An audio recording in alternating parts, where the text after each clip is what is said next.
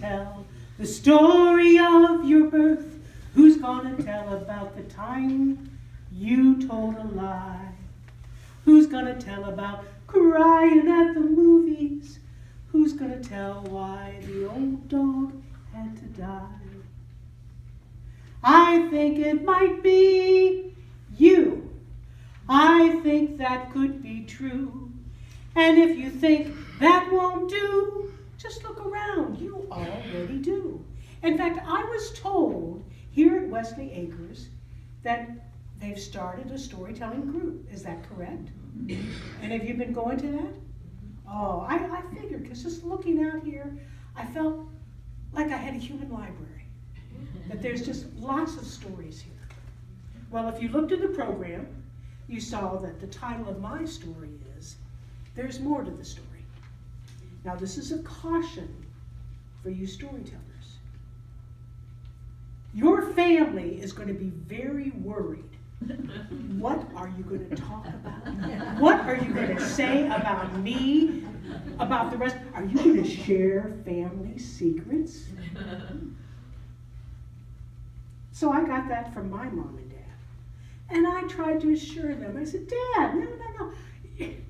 I got my storytelling from you. In fact, some of the stories I tell are stories I heard from you. Like, remember the one you told about Grandpa? Let me tell it to you now. My mother and father were fairly newlyweds. They'd had their first child. They came and brought little Ricky to my dad's folks. They lived on the farm, kind of like Helen, Kenny, except like Helen and Kenny, they didn't really work the farm. They had other stuff they did. But Mom and Dad were there, and it was this time of year, harvest time. Mom and Dad were walking down the lane, seeing the corn being harvested, all the clouds of dust and everything up in the air as the combine's going through.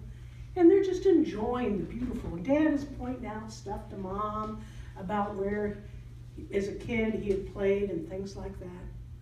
And they're just sitting, leaning across the fence and watching the combine going by. And you know, the truck's next to it because the corn's being spit out of it. And then it goes when it gets filled up and goes, takes off. And there's another truck, pulls in real smooth. I mean, it's a real ballet out there in the farm field. Well, after a while, they walk back to the farmhouse. And they see that by the time they got back, the tenant farmer is there, making a report to Grandpa. And he's there going, well, Tommy, you know, it's been kind of a good year, but not the best year. We got some of the rains a little late, but, you know, we got about 10 trucks out of that field. So we're going out and took it to the grain elevator, and so he's starting to write out a check to Grandpa.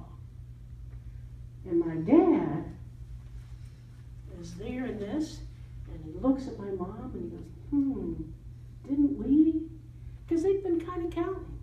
He says, Dad, just a second. Pardon me, sir. Just a moment, please. And he takes Dad back, and he says, Dad, Ro and I were out there, we were watching. We saw 11 trucks get filled, just in the time when we were there. And that wasn't the whole field. He's cheating you, Dad.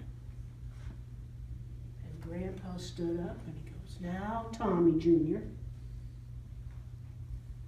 the money that he's given me is more than enough for what your mother and I need. I'm a carpenter. I'm a contractor. I make money all year. We're going to do okay. And if he really needs that money, then I say, let him have it. And if he is cheating me, God will take care of him later. Now, I was telling that story, and I'd seen my dad and Mom kind of, And then as the story went on, my dad's face started to change. And when I got done with the story, he goes, that's not the way it was!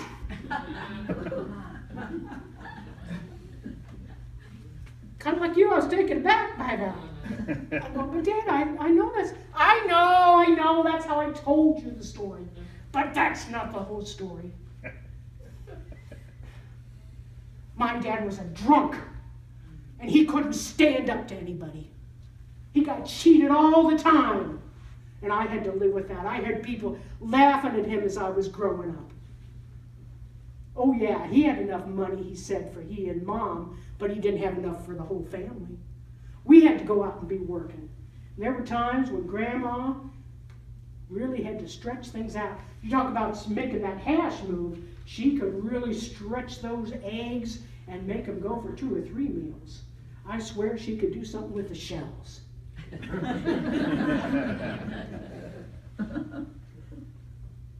And I sat and I thought, and there was a click, click, click in my head. Grandpa was a drunk, he was an addict. I hadn't known that. I mean, sure, I saw him drinking beer every day, but so did my folks. They weren't drunks.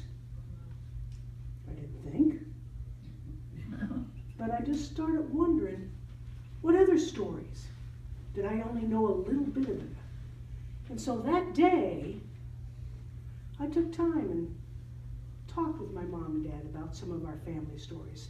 And I heard more of those rest of the stories, kind of the Paul Harvey thing there. Well, it's almost Thanksgiving time. Many of you are going to be having people come visit, or you're going to be going and being with family, and you'll probably be telling stories. So you have a decision to make. Are you going to be telling the nice stories? Because when I was little and I first heard those stories, my dad wasn't going to be disrespectful to his dad. He was going to put him in the best light. But maybe sometimes the rest of the story is pretty important for everyone to know at any age. So who's going to tell the stories of Jesus? Who's going to tell how Moses led a desert band? Who's going to tell about Buddha's enlightenment? Who's going to tell about Chief Seattle in the land? I think it could be you. I know that can be true.